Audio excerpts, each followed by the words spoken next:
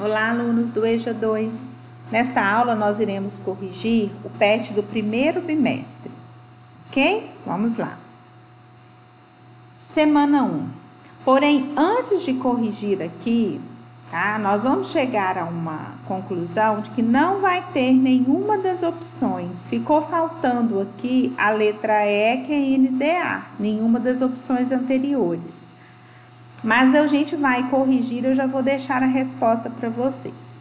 Olha só, está pedindo para a gente considerar as expressões A e B e depois pediu para nós somarmos A mais B.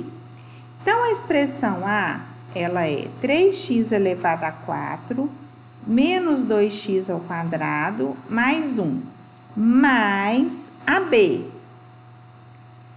que é, se é mais, eu vou conservar os sinais que estão aí. Então, vai ficar mais 3x elevado a 4, menos 2x ao quadrado, menos 1. Agora, nós vamos agrupar os termos semelhantes. Os termos semelhantes, x elevado a 4 com x elevado a 4. Agrupando aqui, 3 mais 3, 6x elevado a 4.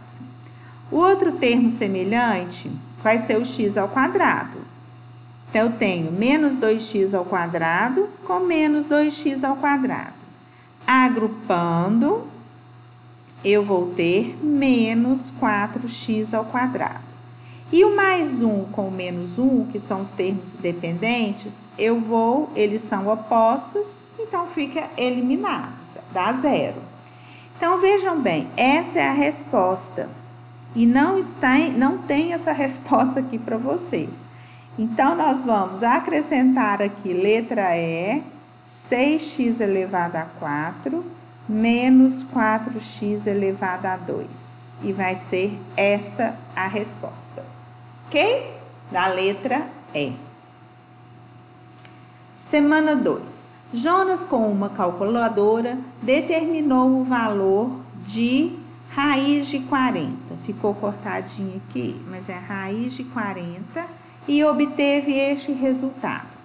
Pode-se provar que este número tem, olha só, as afirmativas aqui, infinitas casas decimais não periódicas. Infinitas, não tem fim e não tem um período. O período é aquela parte que vai se repetindo, então ela é não periódica. E todo número que é infinito e não tem a parte periódica, ou seja, todos são diferentes, os números após a vírgula, eu estou lidando com um número irracional. Então, vai ser letra B. Quais os outros exemplos de números irracionais que nós temos? Raiz de 2, raiz de 3, raiz de 17, ok? Então, a gente tem vários números aí que são irracionais. Para ser um número irracional, ele é um número infinito e não periódico. O que é um número periódico, por exemplo? Um número infinito e periódico. Olha a diferença. Se eu tiver 2,40, 405, 405, 405, infinito. Ele é um número infinito? É, porém ele tem um período, ele é periódico e o período dele é justamente o 405. Então, ele não é um número irracional, ele é um número racional. No caso do raiz de 40, este número aqui, após a vírgula, ele é um número totalmente diferente, ele não possui um período, ele não possui uma parte que repete. Então, ele é infinito e não periódico, portanto, irracional, ok? Semana 3. Então, você tem aí um skate com 10% à vista. O preço do skate, tá aqui, custa R$80. O preço desse skate à vista é um valor, tá? Se ele tem um desconto, ele custa 80. E se ele tem um desconto de 10% à vista, lógico que ele vai ter que ser um valor menor que 80. Então, a letra A eu já posso eliminar.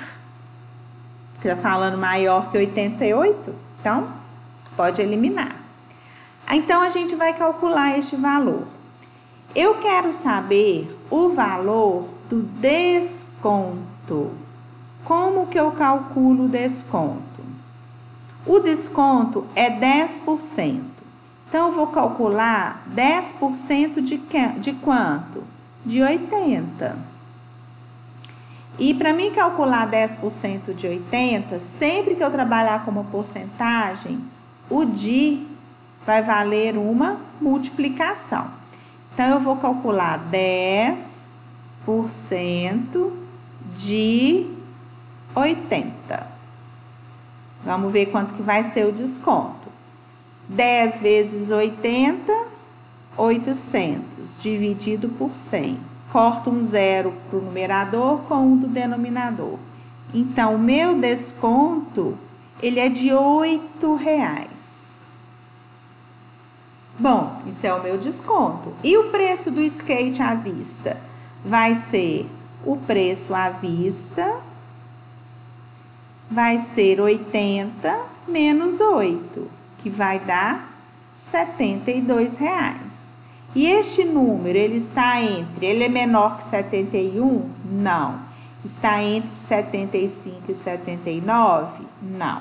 Então, ele está entre 71 e 75. Porcentagem, gente, para vocês, resolverem ficar mais fácil, vocês podem passar o 10% para fração. E o de, sempre associem que vai ser uma multiplicação, tá? É uma parte de um todo, de uma outra quantia. Então, a gente usa aí a multiplicação. Semana 4. Uma pessoa tem R$500 na sua conta bancária e faz sucessivamente, o que é sucessivamente? Uma seguida da outra, as seguintes operações bancárias. Então, vamos lá. Ela começou com quanto? Começou com 500. Então, vamos colocar aqui R$500 que ela tinha. Então, o saldo dela era 500. Depois, no dia 5, ela depositou 200. Então, ela o quê? Somou 200. Aí, no dia 7, ela tira 900. Então, ela é menos 900. No dia 9, ela vai lá e deposita 600, mais 600. E no dia 10, ela tira 700, menos 700. O saldo final pode ser representado por... Então, aqui nós vamos fazer essa conta. Como que a gente pode fazer? Nós podemos somar os positivos e juntar os negativos. Então, eu vou somar 500 com 200 e com 600, vai dar quanto? 500 com 200, 700. 700 mais 600 vai dar 1.300. E agora, os negativos. O menos 900 com o menos 700, que vai dar menos 1.600. E agora, a gente resolve aqui. 1.300 menos 1.600, o maior tem o sinal negativo, então eu sei que vai ficar negativo. Eu não posso juntar, então eu faço a diferença. Menos 1.600 com mais 1.300 vai dar menos 300. Então, o saldo dela é menos 300. Letra D. Semana 5. Observe esta balança de 2 pratos. Qual é a equação que mostra este equilíbrio? Sempre quando nós estamos trabalhando com equação, o que eu tenho que ter em uma equação? Eu tenho que ter uma variável, que é uma incógnita, x, y, z. Então, eu tenho que ter variável e tenho que ter o sinal de igual para eu ter uma equação. E como que a gente vai trabalhar? A balança, ela tem que estar em equilíbrio. Então, o primeiro membro, que eu falo que está aqui antes do igual, tem que ser igual ao segundo membro. Então, esse meio é como se fosse o igual. Agora, a gente vai escrever essa equação. Eu tenho x, a variável x, que vai ficar aqui. Então, neste prato do primeiro membro, eu vou ter 1, 2, 3. Então, eu tenho x mais 3. Vai ser igual. Quanto que eu tenho no segundo? 1, 2, 3, 4, 5, 6, 7, 8. Vai ser igual a 8. Eu não tenho valor de x, eu só tenho valor de 8. Então, a equação que demonstra essa balança de dois pratos é x mais 3 igual a 8. Letra C. Vamos puxar mais um pouquinho aqui, não tá pedindo, tá? Mas vamos lá. Para eu estar resolvendo, vou deixar o x no primeiro membro e vou movimentar o 3 para o segundo membro.